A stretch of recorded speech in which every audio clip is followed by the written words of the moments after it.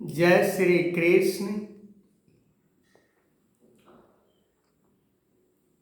जो मनुष्य के मन के अंदर परमात्मा को प्राप्त करने का इच्छा होती है, उसे संसार के मान सम्मान, मान बड़ाई, धन वैभव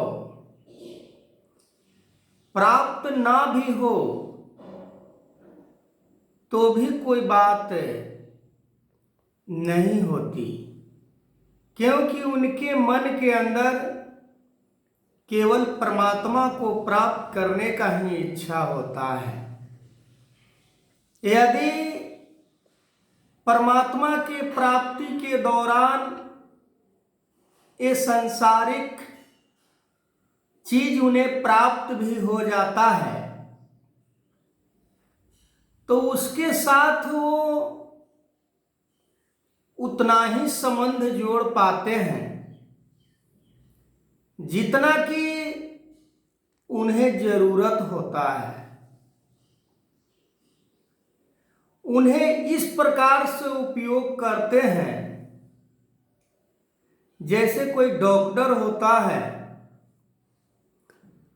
और शरीर के ऊपर किसी को फोड़ा फुसरी होने के उपरांत वो डॉक्टर चाकू से उसे चीरा मार देता है, पर चीरा मारने से पहले उसके अंदर बहुत सारे ऐसे सावधानी होता है, कहीं दूसरे स्थान पर न चीरा लग जाए। ठीक उसी प्रकार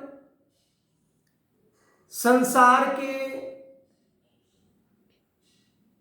प्राणी को यदि परमात्मा को प्राप्त करने की इच्छा है और यदि संसार के पदार्थ उन्हें उपलब्ध हो रहा है तो उसे उपभोग भी बड़े सावधानी से वो करते हैं, क्योंकि संसार के माया बड़े बड़े ज्ञानी मुनि, तपी तपीश्वर, बुद्धिमान, विद्वान, पंडित, पुरोहित विचलित कर देता है। माया का प्रभाव उनके ऊपर नहीं माया डाल पाता है। जिन्होंने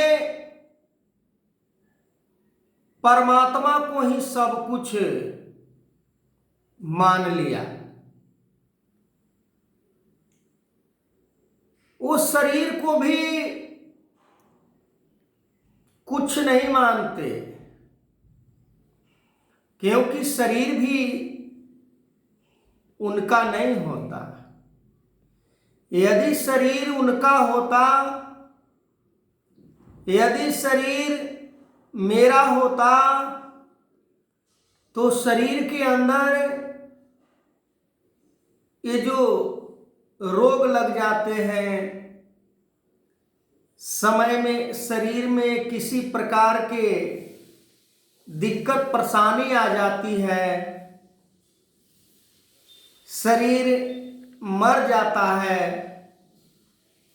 तो यदि ये शरीर अपना होता तो ये इसके अंदर किसी प्रकार के उतार चढ़ाव, कमी बेसी हमें महसूस नहीं होता। भगवान कृष्ण गीता के 3 अध्याय में अर्जुन को समझाते हुए कह रहे हैं कि अर्जुन, ये शरीर को जो तुम अपना समझ रहे हो, ये शरीर तुम्हारा अपना नहीं है। तुम्हें तो ये शरीर प्राप्त हुआ है कर्म करने के लिए। जो मैं तुझे कर्म सौंप रहा हूं, उस कर्म को तुम यदि इस शरीर से कर लेता है, तेरा तो कल्याण हो जाएगा, साथ साथ औरों का भी कल्याण हो जाएगा। तू क्या ऐसा नहीं चाहता?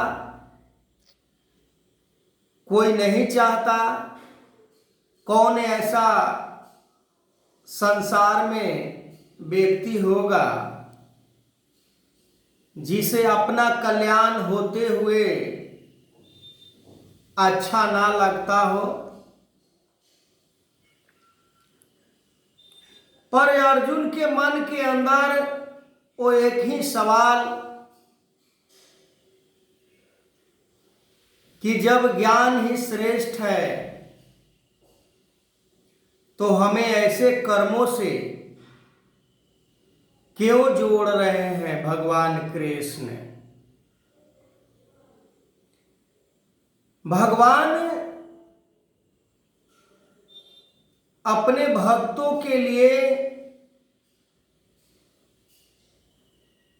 गलत रास्ता नहीं बताते हैं। कोई भी पिता अपने पुत्र के लिए, अपने संतान के लिए कभी भी गलत मन के अंदर सोच नहीं रखता। कभी अपने पुत्र को गलत रास्ते पर नहीं चलते हुए देख सकता।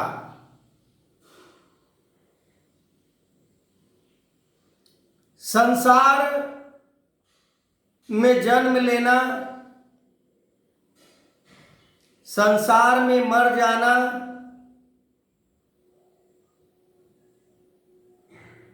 इसके आगे हमारी सोच ही नहीं जाती है। जैसे बार बार अर्जुन का सोच वहीं पर आकर रुकता है कि मैं युद्ध रूपी कर्म को नहीं करूंगा। हमें संसार में भिक्षाटन, भिक्षा को मांगकर भी जीवन निर्वाह करना पड़े तो भी मेरे लिए कोई बात नहीं है। पर श्रेष्ठ पुरुष, क्षत्रिय कुल से आने वाले अर्जुन के मन के अंदर क्षत्रिय वाला गुण समाप्त क्यों हो रहा है? इसके पीछे एक ही रीजन है, मोह। आज जो प्रत्येक प्राणी के अंदर मोह समाया हुआ है, तभी तो आज अपना पराया, ऊंच नीच, बड़ा छोटा, हानि लाभ को हम महसूस करते हैं। मोह इतना बड़ा शक्तिशाली है कि मोह को निकाल पाना अर्जुन के लिए इतना कठिनता साबित हो रहा था तो आज इसके बारे में क्या कहा जाए। काम, क्रोध, लोभ, मोह, अहंकार से रहित प्राणी मनुष्य जब हो जाता है तो उसे परमात्मा अन्यास ही प्राप्त हो जाते हैं। आगे मैं इस वीडियो को कंटिन्यू करूंगा, तब तक के लिए जय श्री कृष्ण।